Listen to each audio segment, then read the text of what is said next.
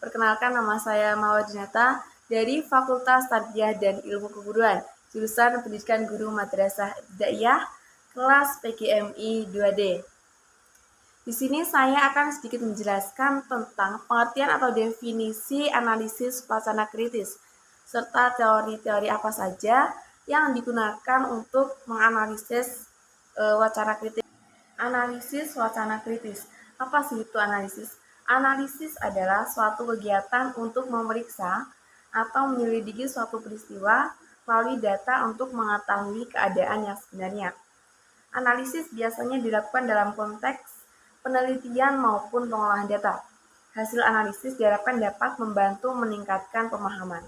Jadi, analisis yaitu bagaimana cara kita untuk mendapatkan informasi dan mengolah informasi tersebut sehingga informasi tersebut dapat kita sampaikan ulang kepada pendengar atau kepada audiens sehingga audiens tersebut paham dengan apa yang kita sampaikan.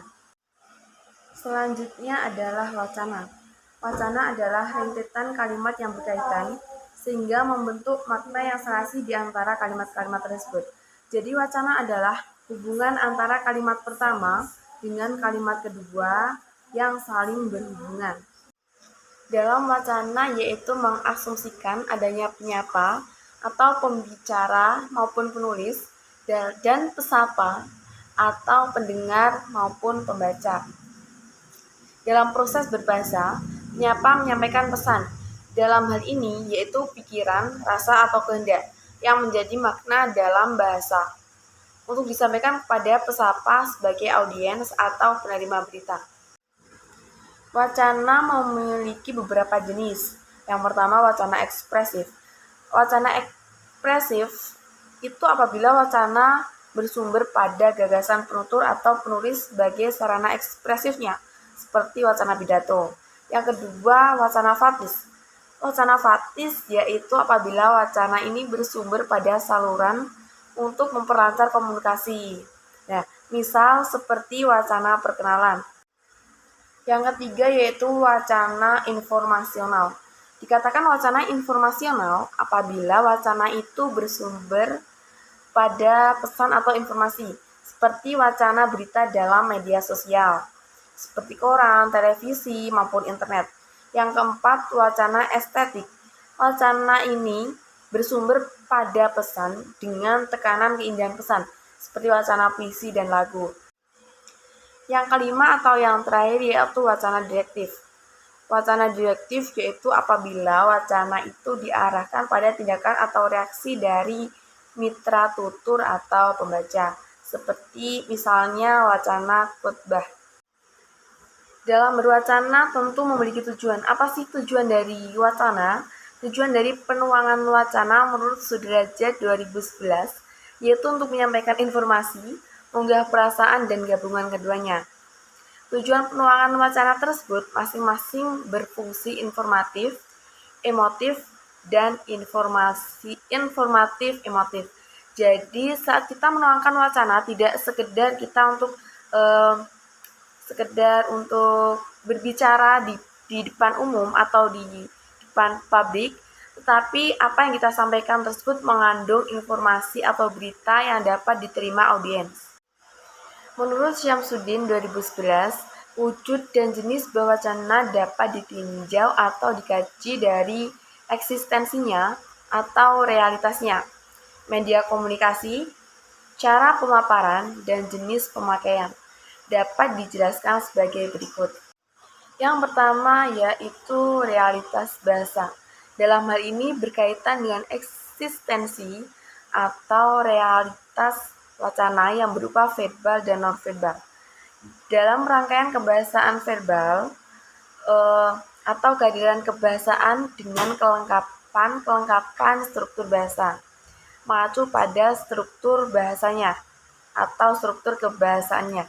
Nah, yang kedua yaitu non-verbal. Non-verbal yaitu tidak terlalu mengutamakan kebahasaannya, tapi lebih kepada isyarat maupun tanda-tanda. Yang kedua, media komunikasi. Media komunikasi wacana merupakan wujud wacana sebagai media komunikasi berupa rangkaian lisan maupun rangkaian tulis. Sebagai media komunikasi wacana lisan, wujudnya dapat berupa sebagai sebuah percakapan seperti dialog lengkap dan penggalan percakapan. Yang kedua, wacana dengan media komunikasi tulis dapat berwujud sebuah tulisan seperti alinea dan sebuah wacana yang dituangkan dalam tulisan.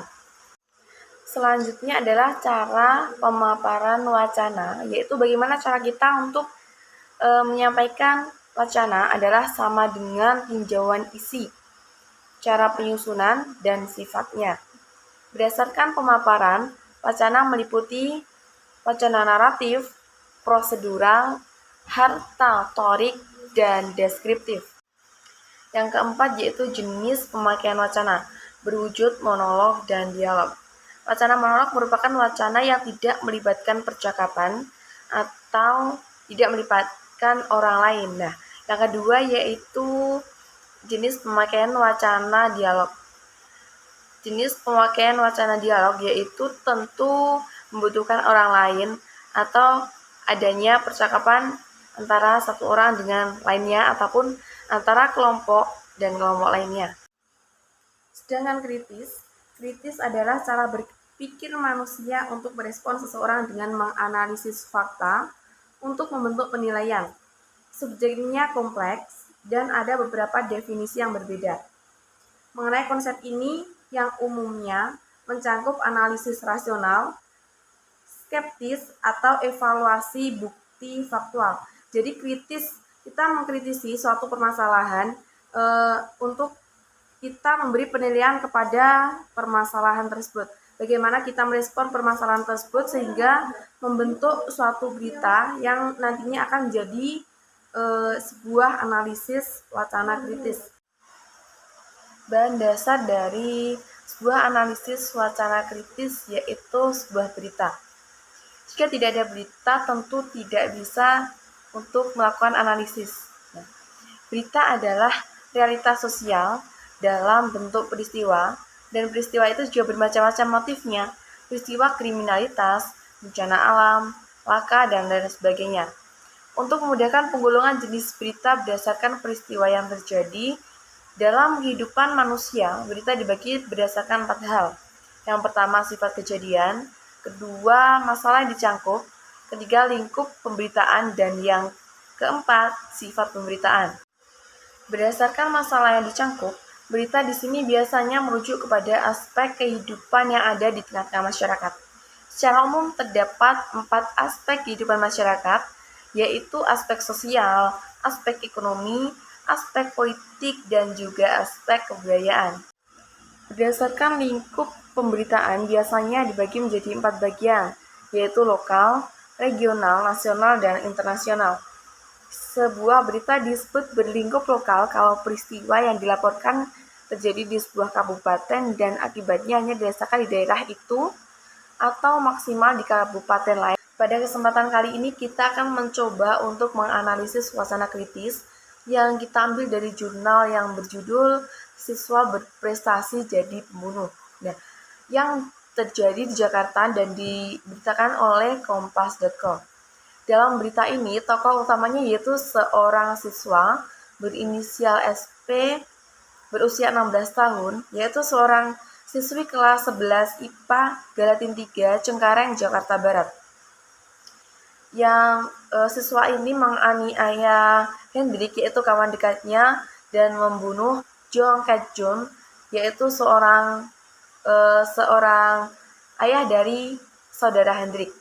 Nah, itu cuplikan dari judul maupun tokoh dalam isi berita tersebut. Nah, untuk lebih jelasnya, teman-teman bisa langsung cek di Google atau di kompas.com.